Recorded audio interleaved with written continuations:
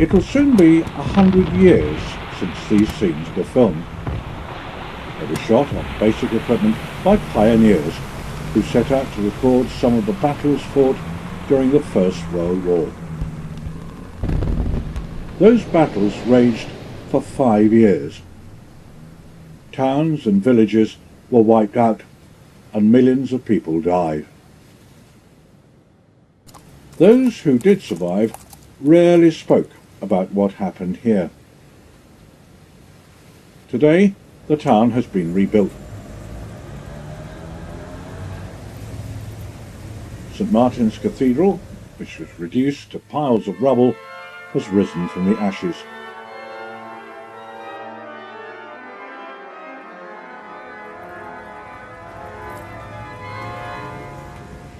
The guns of yesterday are silent, the troops long gone.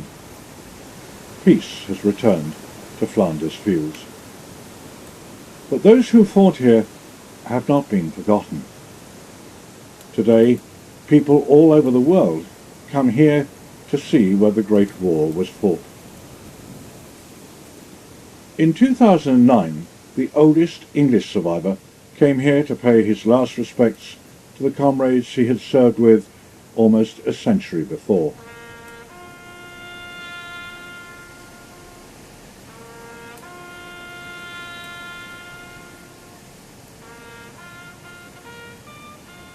About the same time, on the other side of the English Channel, the last surviving son of another soldier who fought in those battles decided to clear out the garage in his house.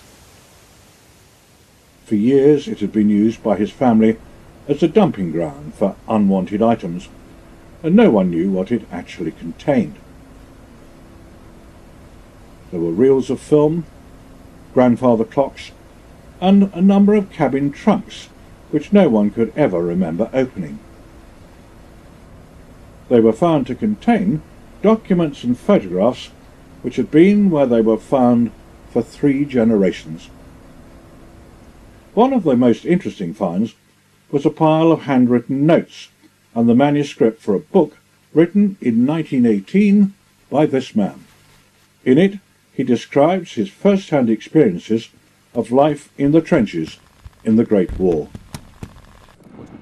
It was at Ypres, where I had to lead my men across a swamp towards a forward trench. As we moved forward, a German aeroplane suddenly appeared. It swooped down over our heads and machine-gunned us. I flopped down, hoping the earth might open and swallow us up. But it was then that I discovered that I'd flopped on the partly buried body of a man who'd evidently been lying in the sun for some time. The trenches were now so full of dead bodies that it was impossible to move without treading on them. The silence was oppressive. I was approached by a young signaller. He said he was the only man from the battalion headquarters who was still alive. "Have I your permission to retire, sir?" he asked, rather formally. "Well, there doesn't seem to be much to stay here for, does there?" I replied. As I hurried along, the shelling started again, and I hoped I'd continue to be lucky.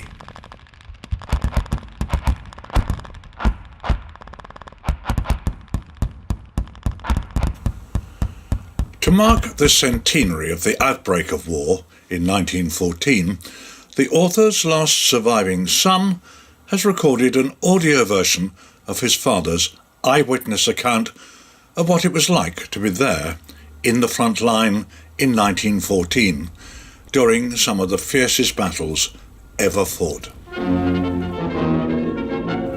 Here are a few sentences from his eyewitness reports. On the grateful undertow, take me over there, drop me anywhere, Liverpool, Leeds, or Birmingham, but I don't care. I shall not see my America, gathering up again we soon shall be. Whoa, idly-idly-idly, hurry me home to my knee, 90 in the place for me.